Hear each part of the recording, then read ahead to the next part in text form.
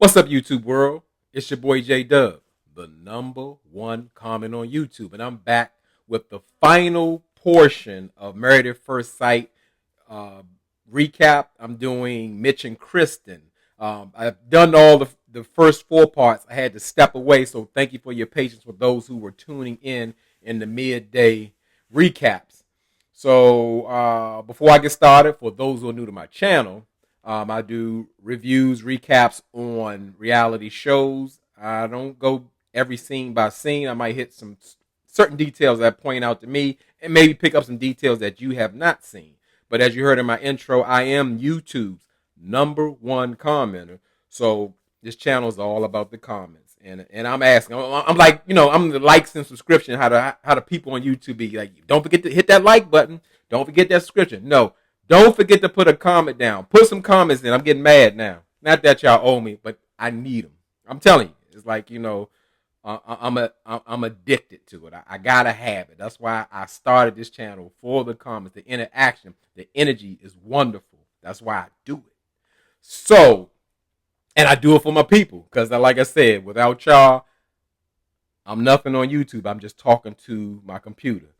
So let me go ahead and get started in this last segment because I know people been waiting on it. I had to make a run, and it's very important. So I'm back, and let's finish it up with Kristen and Mitch. Now, I didn't realize I wrote a decent amount of notes on this as well because this is like a special case. This is something else. But let's just pick up where we left off. So, again, this is a episode of Excursions, and Mitch and Kristen are doing the paddleboard thing. And I mean, like, you really have to listen. What Mitch tells you everything you need to know when he talks, even though if he's not speaking directly of what he's trying to say. Mitch says the paddleboard is a wonderful thing to kind of take the pressure off of him thinking of how he may or how he may not feel about his wife. That tells a lot. Obviously, he's letting everyone know that there may not be some feelings there. He makes it a point to say that like in every scene. For some reason, he's just not feeling that spark, that chemistry. He's just not, that attraction is not there. So, I mean, and that's how it's kind of going because even Kristen is referring to him as a travel buddy because, yeah, it's very friendly. It's hard to be romantic and wooing somebody when they just giving you what's up, buddy looks or whatever. And not that Kristen should be wooing him, but she's definitely doing any and everything she can to let him know that she's interested. And, I really hate that for Kristen. I think she deserves so much better. I hate when Mavs does that to people who are really in it, trying to make the process work, trying to really follow the premise of the show, like open up, give everything of yourself to make this new situation work because you signed up for it. And then you get somebody like a Mitch. Somebody like Mitch who is what? Mitch, he thinks very highly of himself. I don't know how. Mitch looked like he might be 57 years old or something. I don't know, And the fact that like he thinks he's this guy, like all the women want and everybody should be lucky to have him,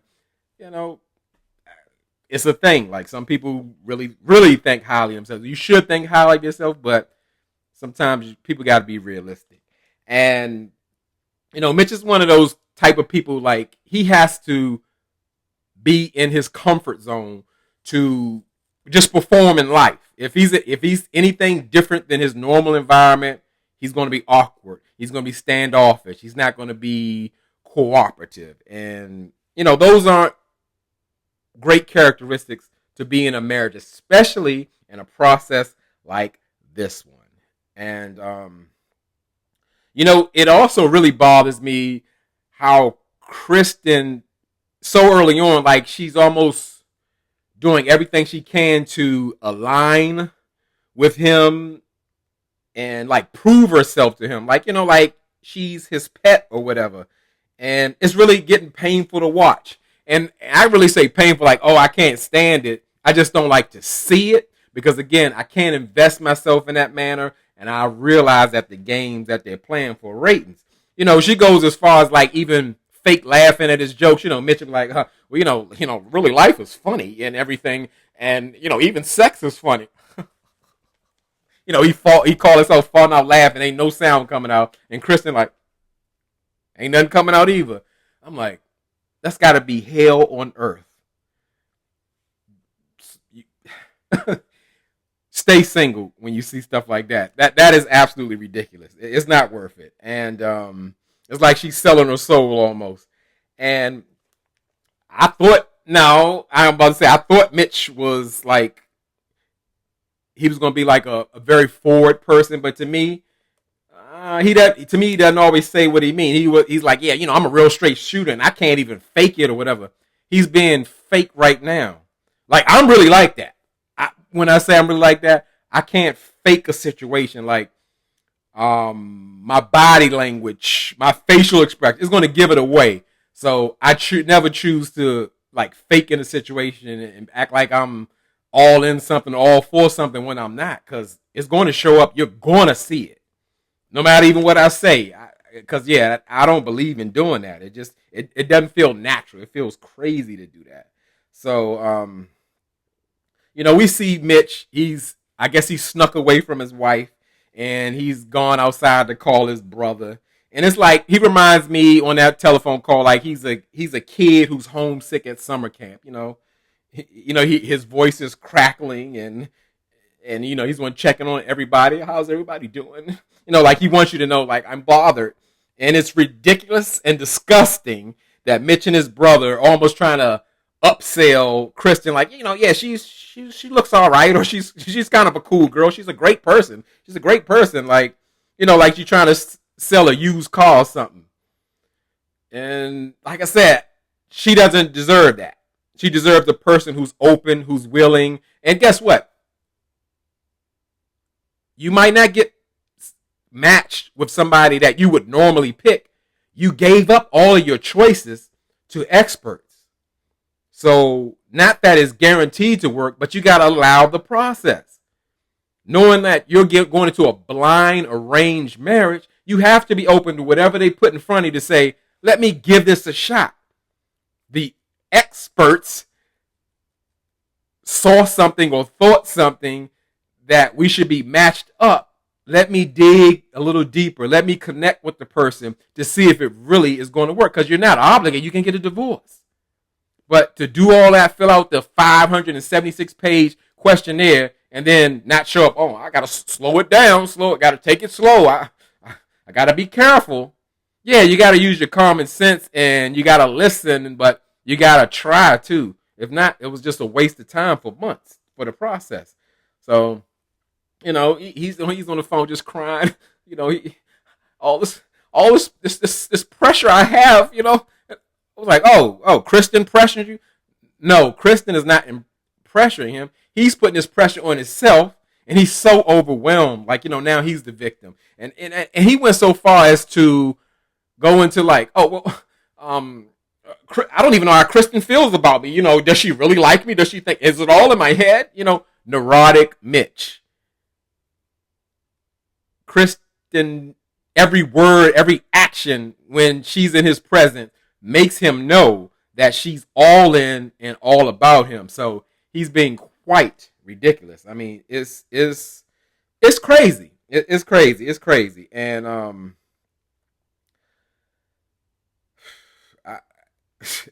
it's hard to have words for it. It's crazy. He flipping it on her now. So now, Chris, we don't know if she's all in or whatever. But the thing that, like, it just gets worse and worse. So when they meet up for lunch, Kristen is still like complimenting, like, we look great. You look great and all that. He's like, thanks. Dry, ain't got nothing for her. She can compliment him, treat him nice. He ain't got nothing for her. He don't like her. And what we learned is that while they were at the pool, having their tequila shots, I guess getting drunk off the liquor,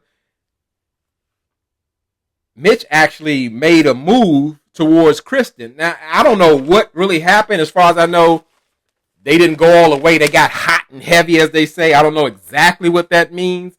Obviously, Kristen put up some type of what do you call it? Some boundary and say like, hey, you still tell me you ain't attracted to me. I don't feel comfortable doing this. And that's exactly what she done. She shouldn't even got hot and heavy with him. But, that's her husband. So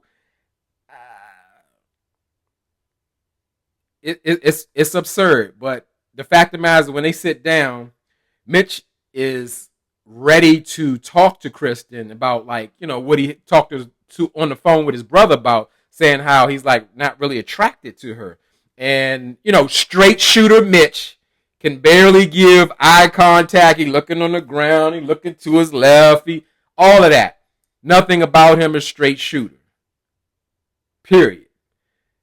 And he said it. I mean, I gotta give him credit that he said it. Not that he need a cookie for it, but the fact of the matter, he said it. Like, it was no, I'm not physically attracted to you. And this is where I would say men are from Mars and women are from Venus.